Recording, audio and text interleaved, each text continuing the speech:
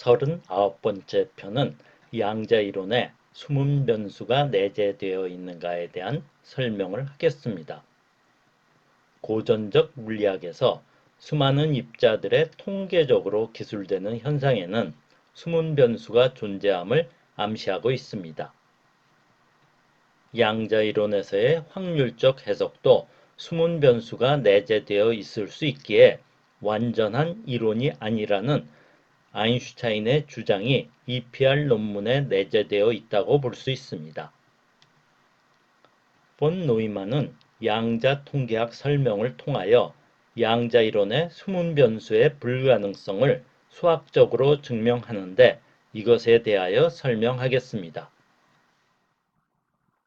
1927년 솔베이 회의에서 양자 이론의 코펜하겐 해석이 주류로 자리잡는 계기가 되었다는 것은 이 시리즈 21편 양자 논쟁 코펜하겐 해석에서 설명하였습니다.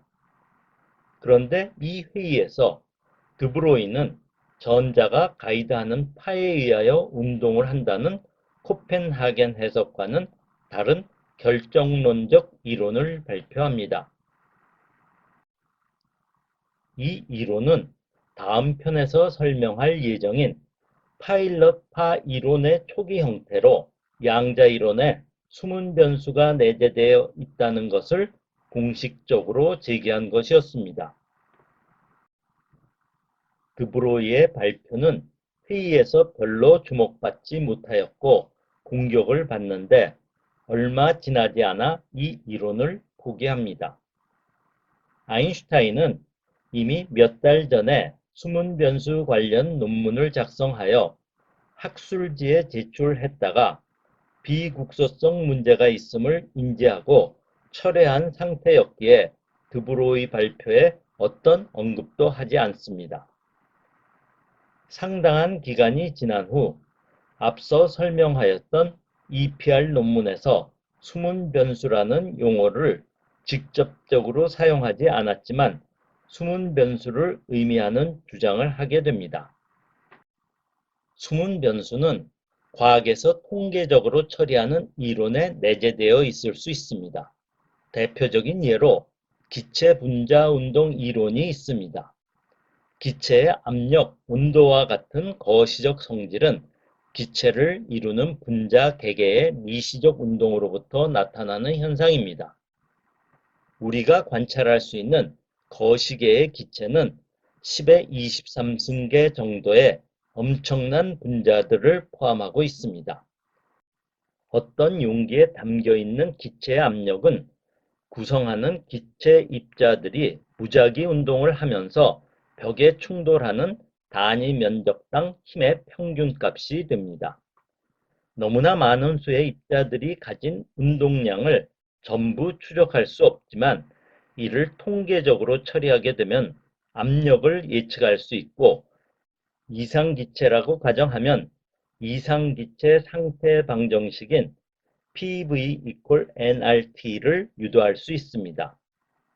이때 개개 입자의 운동을 나타내는 변수를 모르더라도 거시적 성질인 압력을 알 수 있게 되는데 개개 입자의 성질을 나타내는 변수를 숨은 변수라 할 수 있습니다.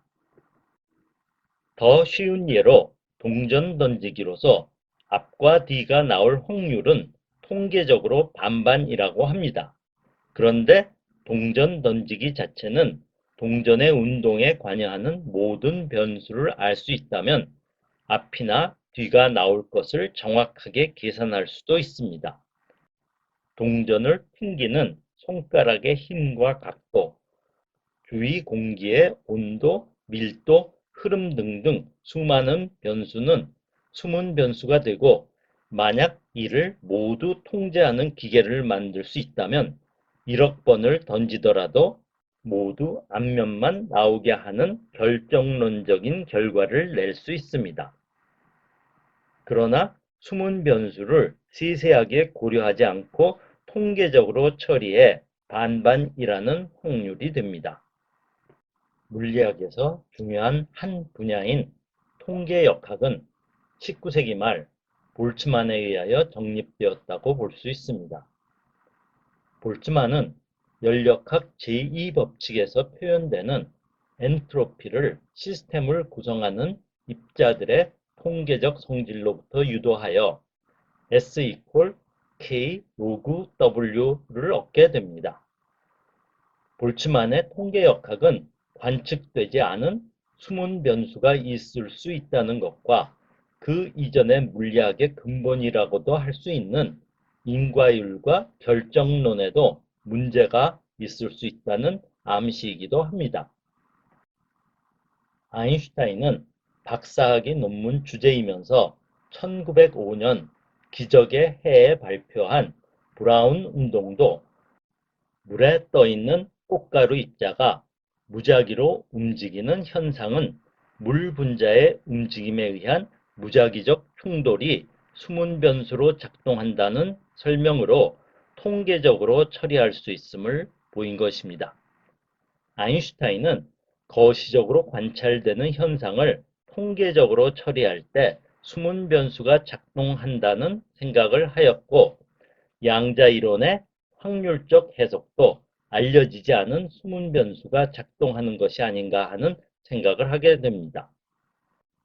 확률적으로 보이는 현상이 숨은 변수에 의한 결정론적이라는 것이 밝혀지면 입자들은 명백한 속도와 위치를 가지게 될 것입니다.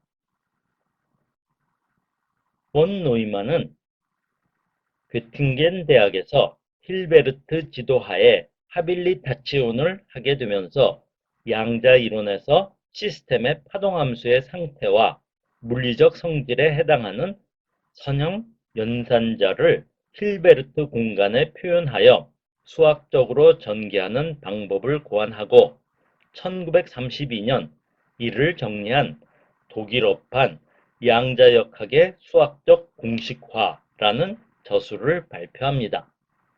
이 저술은 양자이론에서 나타나는 확률의 문제를 통계적으로 자세히 분석한 최초의 저술이라고 할 수 있습니다. 이 저술은 1장에서 하이젠베르크의 행렬역학과 슈레딩거의 파동역학을 설명하고 두 방법 사이의 차이점과 관계를 기술합니다. 양쪽의 방법이 고유치 문제의 해를 구하는 것임을 지적하고 행렬 해밀토니안과 슈레딩거의 미분 연산자가 서로 대응되는 관계로 행렬 방법의 벡터가 슈레딩거 방법의 파동함수에 대응된다는 점을 설명합니다. 그리고 이 두 방법이 발판이 되어 실제로 물리적 중요성을 보일 수 있는 수학적 구조가 추상적 힐베르트 공간이라는 점을 서술합니다. 2장에서 현재 양자이론의 표준이 되는 수학적 기술인 힐베르트 공간에서 연산자 계산과 고유치 문제를 기술합니다. 3장은 양자역학의 통계학을 서술한 부분으로 고전 물리학에서 측정 가능한 물리적 양을 위상 공간에서의 함수, 즉 궤적 함수로 표현하는 바와 같이 이 저술에서 중심 사상인 물리적 양은 힐베르트 공간에서 연산자에 대응한다는 것을 기술하면서 연산자가 항상 교환 가능하지 않은 점을 지적합니다. 그리고 이것이 어떤 물리량의 동시 측정의 기대값과 확률 추정에 적용하는 경우 복잡하게 됨을 설명하면서 이 문제는 이론의 수정으로 제거할 수 있는 것이 아님을 기술합니다.